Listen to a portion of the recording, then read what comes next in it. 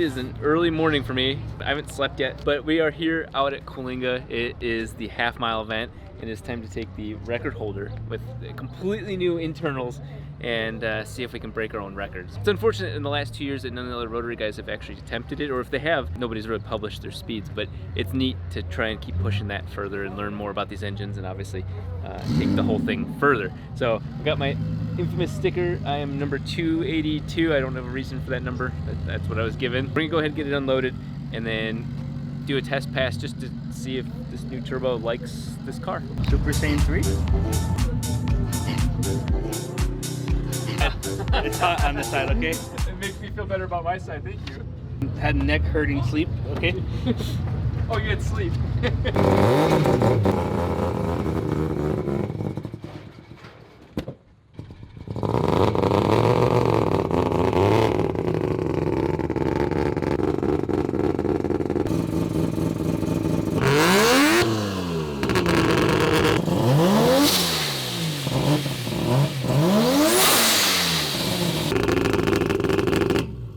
This is the first time we've had the whole car, hood, bumper, fenders. Call me hood, bumper, fender man.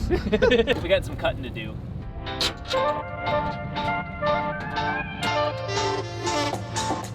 We're gonna go ahead and move it over to the SpeedLogic booth because they have shade.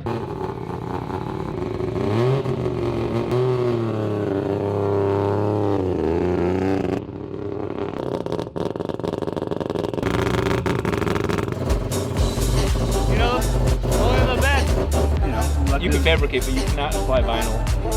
Like, crank better. Wait, step.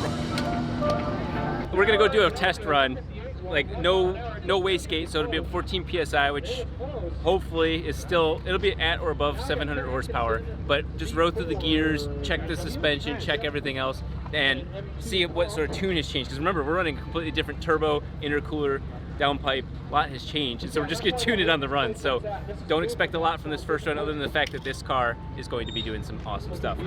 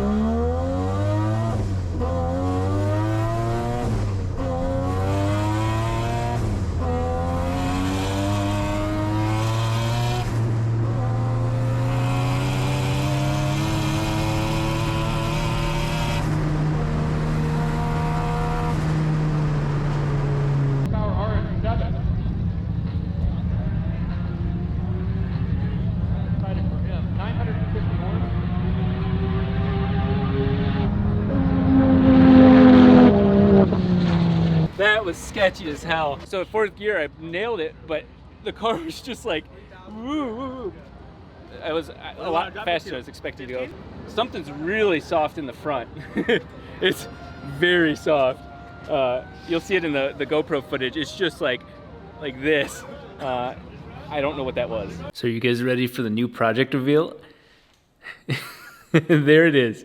I might have that censored. You know what I don't have censored? My hairline, because I'm thankful for having Keeps in my life that I can focus on trying to blur that out just fine while Keeps focuses on keeping my hair. 2 out of every 3 men by the age of 35 experience male pattern baldness, and I was in the majority of that group. Thankfully, Keeps has a couple different ways, FDA approved methods of preventing hair loss, particularly male pattern baldness. As of 2 years ago, people weren't really comfortable talking about this, having this sort of conversation. There wasn't really a comprehensive place to find resources and information about what you can do to try and keep the hair you have. Thankfully, that's exactly what Keeps does, and they do a really good job at it. Not only that, if you're interested in learning more, Keeps has a special offer for you. That is keeps.com/RobDahm to learn more about that special offer. That is keeps.com, keeps.com/RobDahm.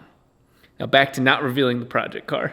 I gotta look at the logs. I saw it going kind of lean, kind of rich, kind of lean. I need to even that out. Totally different turbo. It comes on harder than the older turbo does, and of course it's going to carry the power. That's zero wastegate pressure, so it's probably 14 psi. That was your first time going past 60, right? Yeah, in this car. In 2 years. In 2 years. Yeah, I don't know what that speed was. I'm gonna guess at least 140. I heard 147. Yeah. I think. Yeah, that's what I was expecting.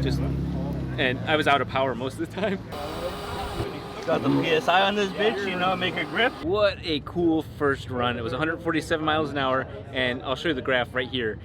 Every gear I was in a half and then let off because I was just watching to see if it was gonna go super lean. It didn't. It was wonderful. In fact, the only time it went lean was when I stabbed it again because I don't have that part. I don't have anything tuned. Goes to 14 psi, super healthy. This turbo is absolutely nasty. Oil temperatures stayed in a much more reasonable place than the stock coolers. The stock coolers would have been at 230 degrees on the run back here. Absolutely horrible. This was much better. Coolant's great.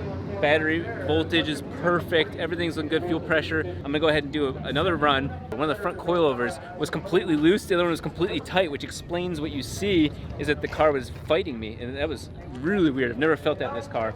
So we tightened them both down. Gonna kind of see if I can make a full 14 PSI pass with my foot on the pedal as hard as possible. Joel gets to do a ride along. He's wearing a yellow vest this time.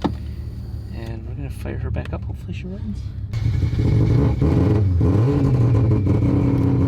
I gotta get that tuned.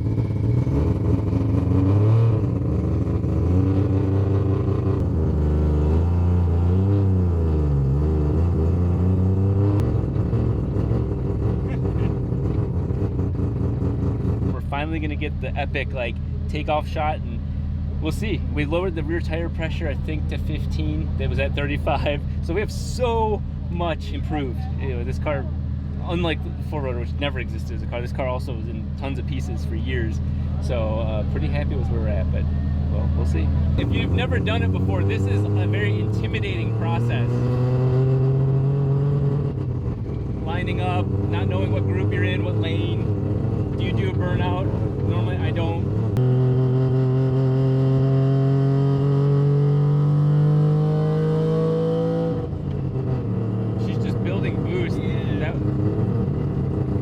That's a surprise. Larger turbo. Okay guys, I'll see ya.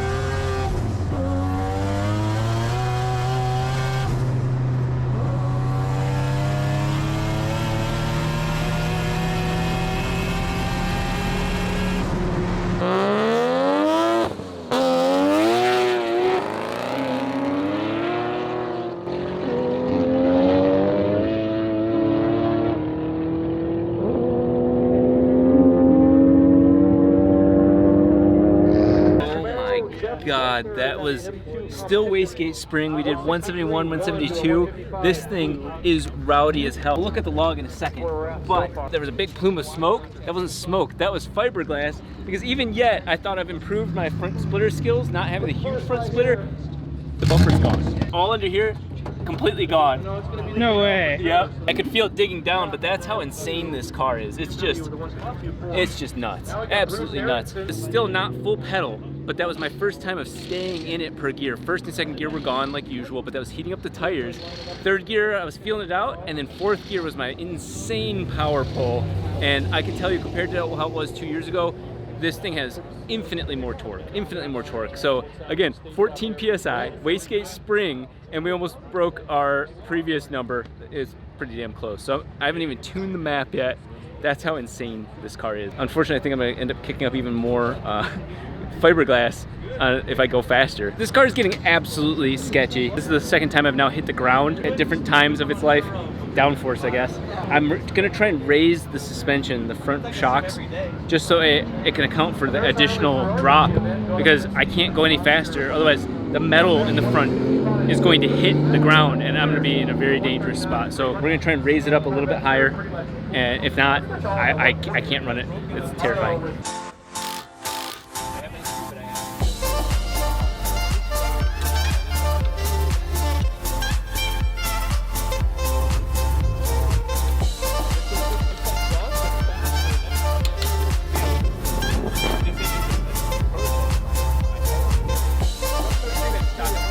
back in business. We got one last run. We've raised the front suspension. I've done nothing else, but I should be able to hold the car into boost longer. I'm blown away. This car is ridiculous. I haven't even had a chance to tune it. I gotta get on the dyno first. I can't tune it properly now. So we're running really rich. Wastegate spring, I'm not even adjusting that. So really all we're doing is the 3 runs are testing it, getting better at it, hitting the ground, and then, you know, basically trying to just do a first run. That's all I've been trying to do all day. I don't know if I'll break my record, but there's a chance. You like spend so much time building in the garage, and sometimes you lose sight of why or what the emotion is, because building's fun. Building a car is fun, but sometimes you forget like experiencing this part is just, not that it sounds cheesy and say it makes life worth living, but my God, is it a drug for people like me? This is a pure adrenaline rush.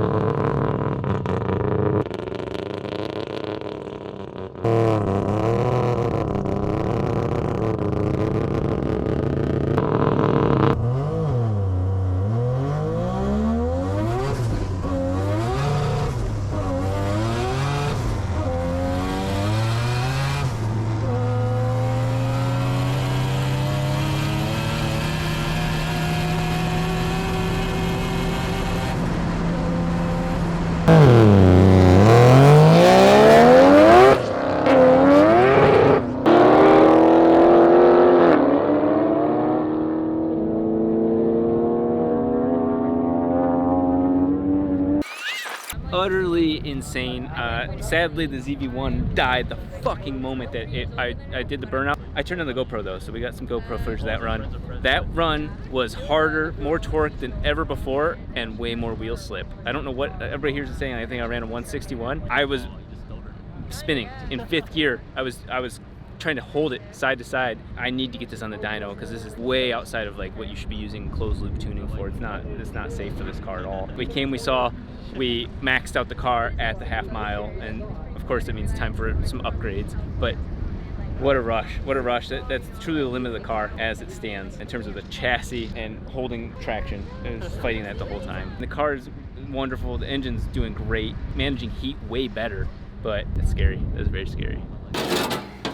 Looks good from this angle. Oh, that's what you're complaining about the whole time. That's it? The whole front of my car. That was terrifying. And that wasn't even the last run.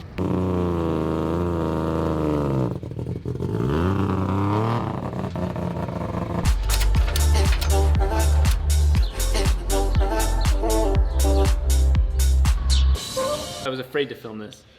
It was 110 consistently. Yeah, the 3 rotor. That's us right now today at 247. It's rotor 1. 248. Yep.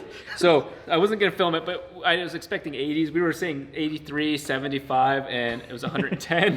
So I like shows us how confident we are. To under promise and over deliver. Yeah. So now we're gonna do rotor 2.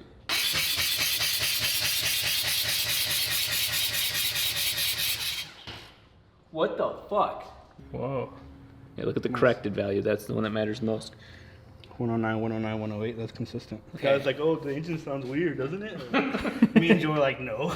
There's something wrong with the car, and I don't mean that now. I don't mean that in the engine. I mean that exhaust, because we had boost spiking on the last run, and that's why I blew the tires off in 5th gear. Is that I went way higher in boost, and then the car's just. You can actually hear it in the videos. If you hear it from the amateur videos, like the other people taking cell phone pics, you can hear it. This one could break our hearts. This could be the one that hurts us. It's gonna be the same.